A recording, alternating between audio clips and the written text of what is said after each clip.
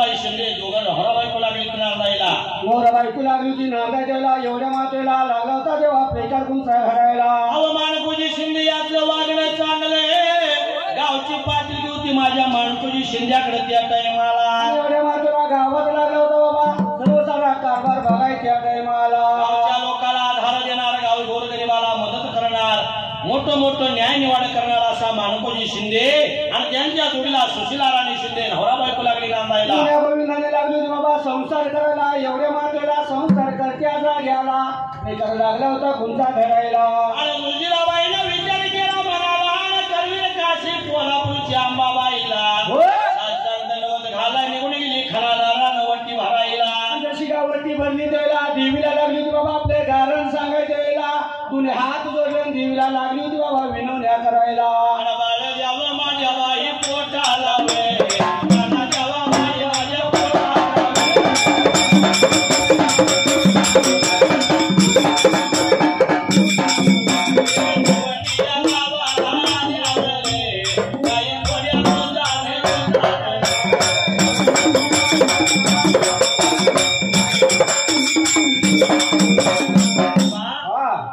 चौंडी गावाला नंतर सुखा समाधानाचा संसार चालू असताना या सुशीला राणीला घर राहायला उतराला. एवढ्या मातेला आनंद झाला. शिंदेकरांना एवढ्याच मातेला आनंदाच्या भरात त्या टायमाला. अरे 9 महिना 9 दिवस पूर्ण झाले. 31 मे 1725 साल.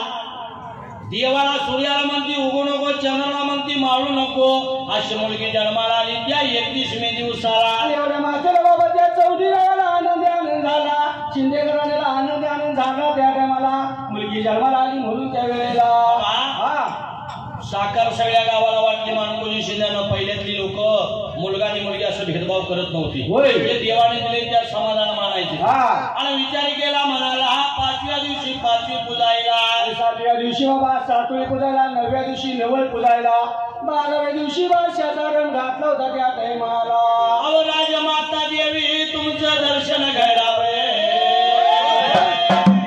आया फलकर शेरामध्ये तुमचं दर्शन घडावे.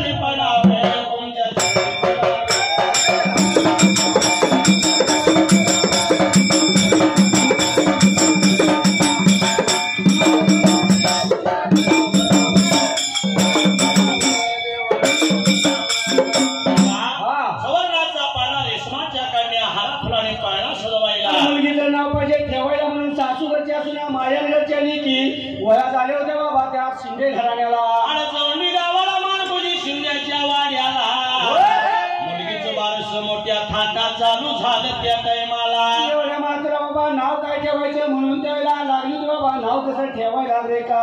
आईल्या नाव मुलगी घातली पाळण्यात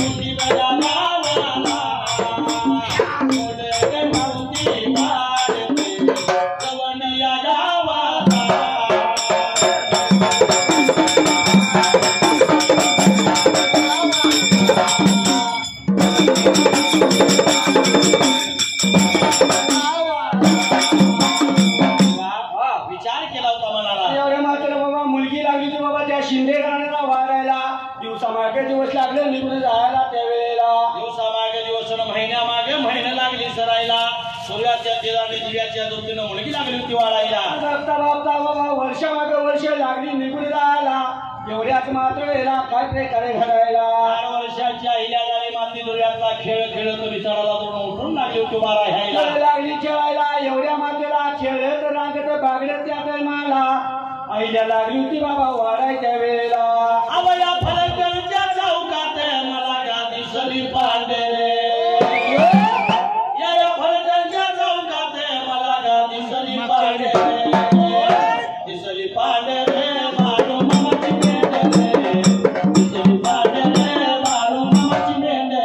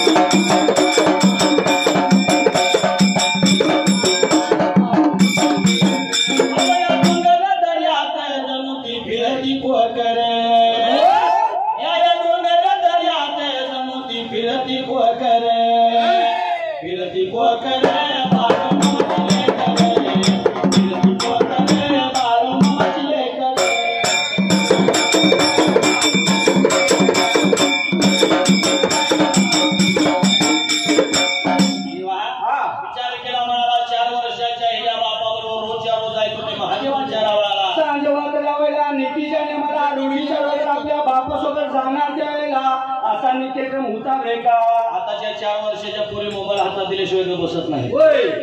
पण त्यावेळी माझ्या माणकोजी शिंदे आणि सुशीलाबाईचा संस्कार 1 नंबरचा होता. संस्काराने सगळ्या गोष्टी शिकत असते लोक. विचार केला मनाला आईला 4 वर्षाची रोज बापाबरोबर नेतीची आणि मला रोजीच्या रोज आला. बाबा कधी मरणार नाही त्यावेळेला एवढ्याच मातेला लागली बाबा आईच्या दिवीच्या वेळेला वाढायच्या टायमाला. महादेवाच्या रावळात सांगवात रावायला नितने मनाई मोडला तेवढ्या दिवसाला 8 वर्षाच्या आईला झाली त्या टायमाला. आपल्या मैत्रिणीसोबत बाबा निघून जाणार खेळ खेळायला. असे खेळत रागाच्या वेळेला दिवसा मागे दिवस लागलं निघून आता जायला. 8 वर्षाच्या आईला आपल्या बालपणच्या मैत्रिणीबरोबर रोज जाणार त्या नदीच्या काठावरती आणि खेळ खेळायच्या वेळेला. आणि नदीच्या काठावरती खेळ कोणता खेळ तुझी आईला त्या जायला. बाबा आपल्या मैत्रिणीसोबत खेळ खेळणार. वाळूची बाबा पिंड निर्माण करणार. अशी खेळ लागली ती नदीच्या काठाला खेळायला. फुलामध्ये फुल शोभे गुलाबाचे आणि याड मला लागेल या देवीचे. याड मला लागेल या देवीचे.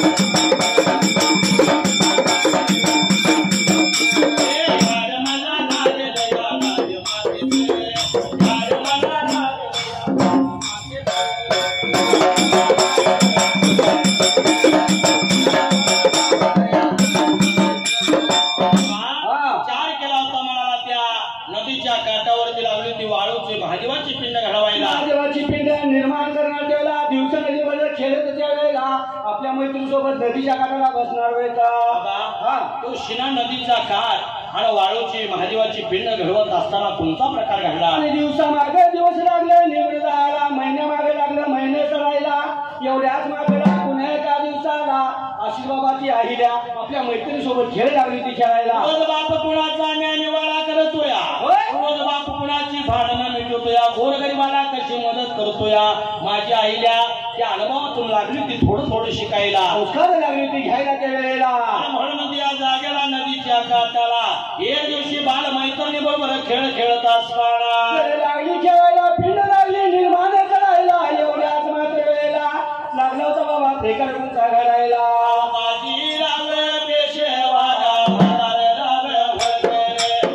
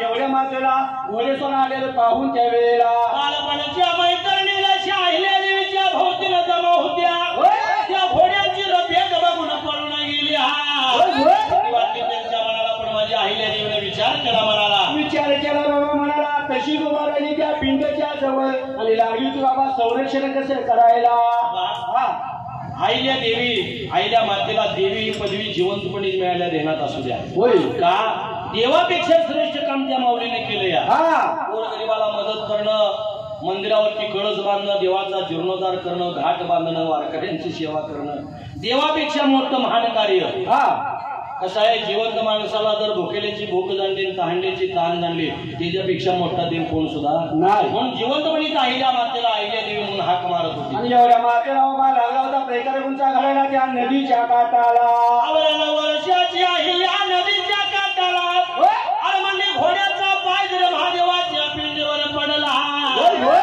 माझी महादेवाची पिंड मोडून पडणार मी बनवलेल्या पिंडीचं संरक्षण करणं काम माझं आहे म्हणून एवढ्या मातेला विचार केला ध्यानी म्हणितला त्या पिंडीच्या आडी उभा राहिली सर्व साऱ्या मैत्रिणी पळून गेल्या त्या वेळेला मिळालेली पिंडीला तिथं उभा राहिल्या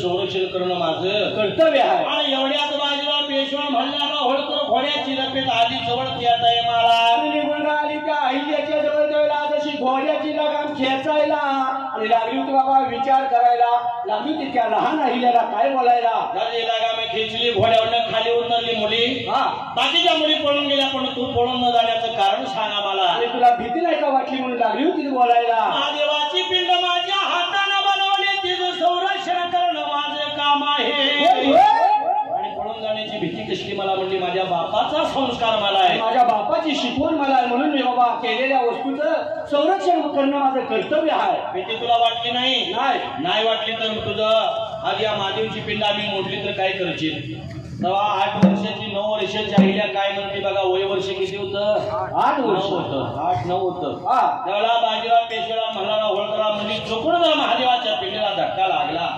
राळ्या एवढ्या तुकडे करून नदीत टाकेल माश्याला आणि एवढे बाबा लागली होती बाबा रागाच्या फळाचं बोलायला मल्हारराव होळकर बाजीराव पेशवे दोघांनी ऐकून घेतलं त्या टायमाला लागली होती बाबा थरथरा कापायला अहिल्या देवीचं बोलणे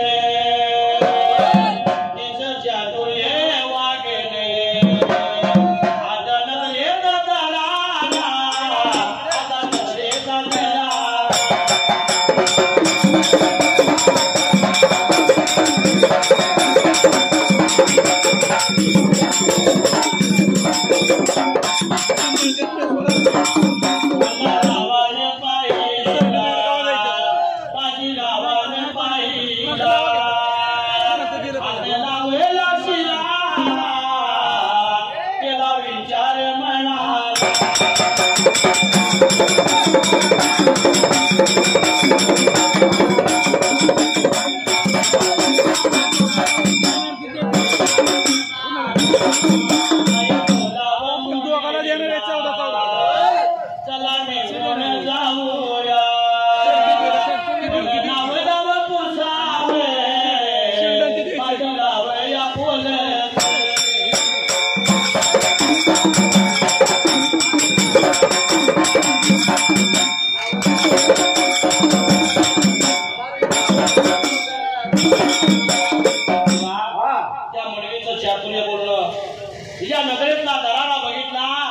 आणि मल्हारराव होळकर खरंच मंत्रमुग्ध झाला. आणि लागलो तर बाबा विचार करायला एवढं कराल बाबा आवाज तिला तिच्या नजरेत एवढी बाबा ताकद आहे तिला आपला ठाव ठिकाणा पत्ता पाहिजे विचारायला. म्हणून राहिली तर पत्ता विचाराय मुळे तुझे गाव सांग आम्हाला तुझं नाव सांग आम्हाला. एवढं म्हणल्यानंतर बाबा ती लहान आहे द्या लागली होती बाबा नाव आणि आपला पत्ता कसा सांगाय त्या वेळेला निहाय माझ देवाचा अवघा अवघा मन गोजी शिंदे माझ्या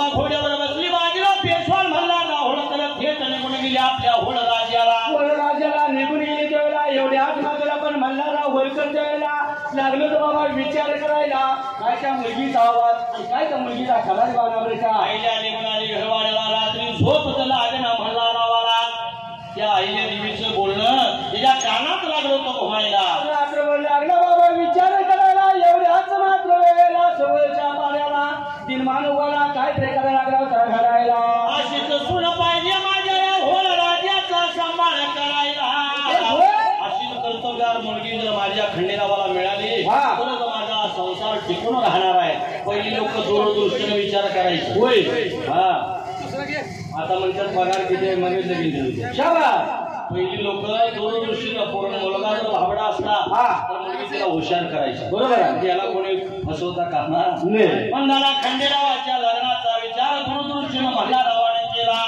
बाबा विचार करायला बाजीराव बोलून घेत आपल्या घरवाड्याला आणि दोघांचं बोलणं चालू झालं त्यावेळेला खांद्यावर घोंगडी हातात गाठील बाळूमामाने ज्यांच्या पाठी बाळूमामाने माझ्या देवाने कोण्याने माय कोण्याने भरली कोण्याने माय कोण्याने भरली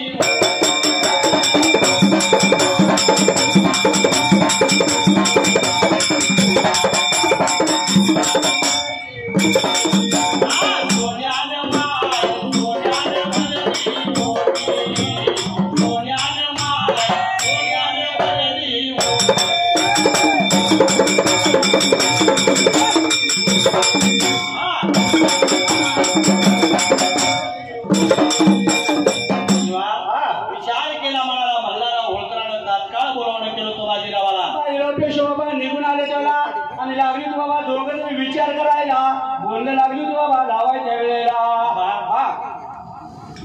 यार तू गप ना. या भारत देशाचा जो झेंडा आहे तो तिरंगी झेंड्याच्या मध्ये जे अशोक चक्र आहे तो अशोक सम्राट राजा धनगर समाजाचा. महाराष्ट्राची राजधानी मुंबई त्या मुंबईला रस्ता जाणारा शिवराव धनगर हा धनगर समाजाचा आहे. इतिहासाच्या पानावर धनगर समाजाचं नाव रोखून ठेवलं ती राजमाता पुण्यश्लोक आईल्यानी होळकर ही सुद्धा धनगर समाजाची. एवढंच नव्हतं तर देवांचा देव कलियुगातला शेवटचा संत बाळमामा सुद्धा धनगर समाजाचा आहे. मग अजून काही कमी आपल्याला पण धनगर समाजात आमच्या समाजातले काही लोक असे शिकलेली लोक भकलेले त्यांना धनगर म्हणायला आवडत नाही.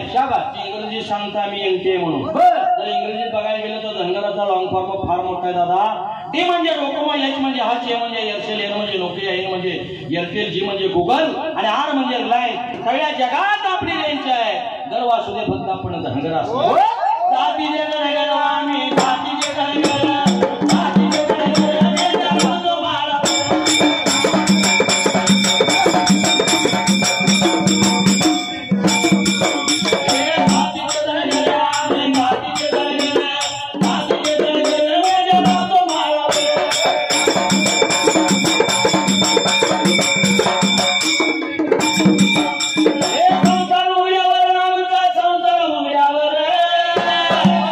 जातीचे धनगर आम्ही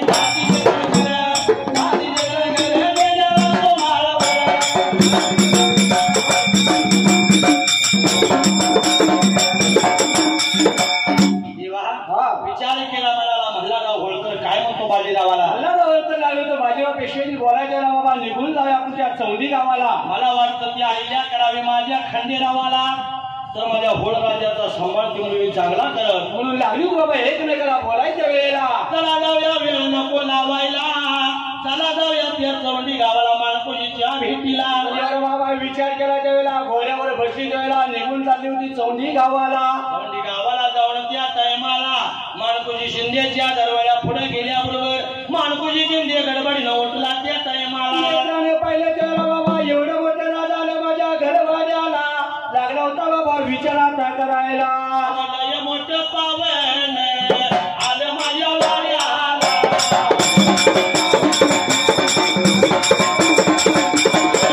मोठं पावन आलं माझ्या घराला.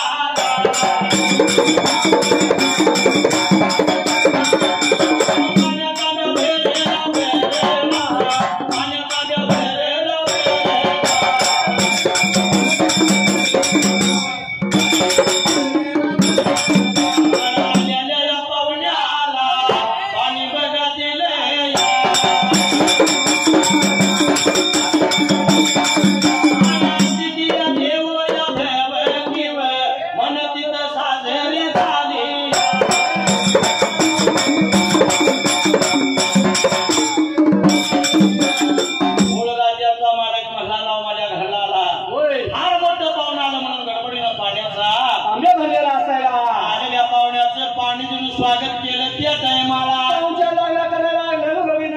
निघून गेला आपल्या घरवाड्याला. बसायला बसकार टाकलं त्यावेळेला. बसकार टाकलं, आलेलं पाहुणं बसलं, चहा पाण्याचा बेत झाला त्यावेळेला. एवढ्या मात्र बाबा लागला होता बाबा मला राहुल बाजीराव पेशी त्यावेळेला काय बोलाय बर का.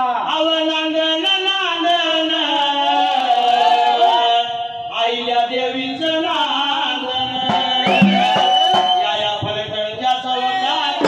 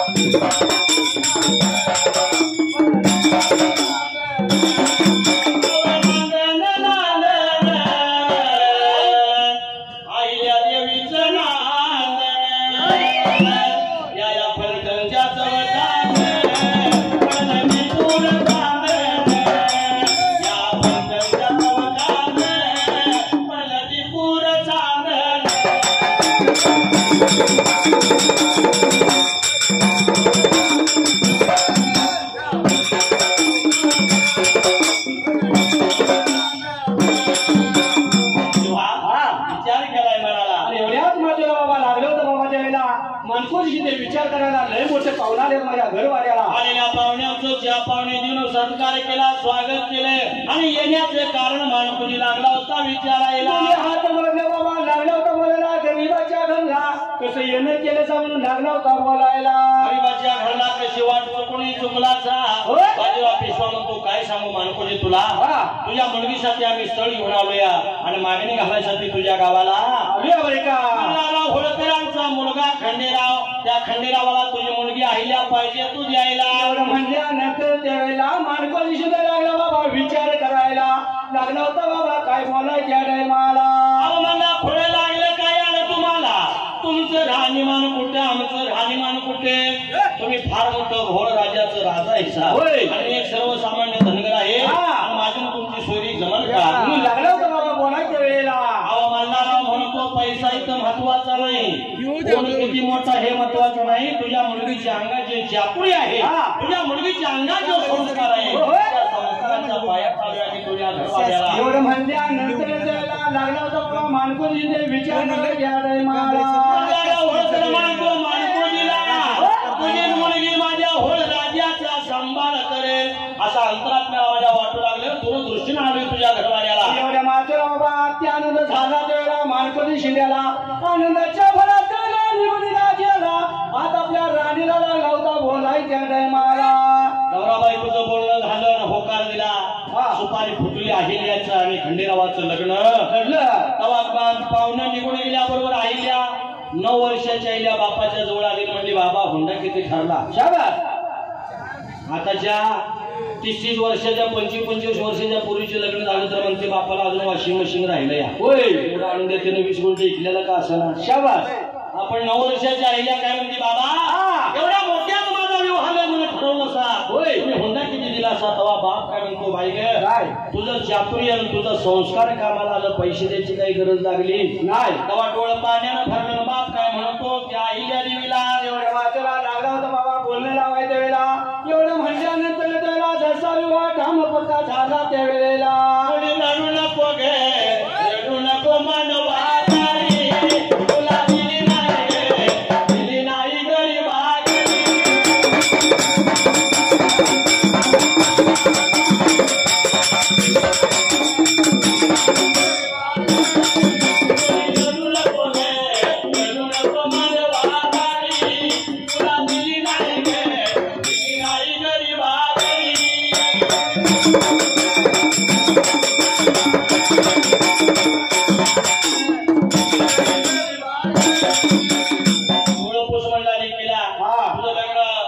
योगी मुहूर्तावर आपण त्या होळ राज्याचे तू सोन होणार आहे बाळा एवढं म्हणल्यानंतर आनंद झाला त्या शिंदे घराण्याला त्या चौंडी गावाला तवा दिसत या धनगराज पोरे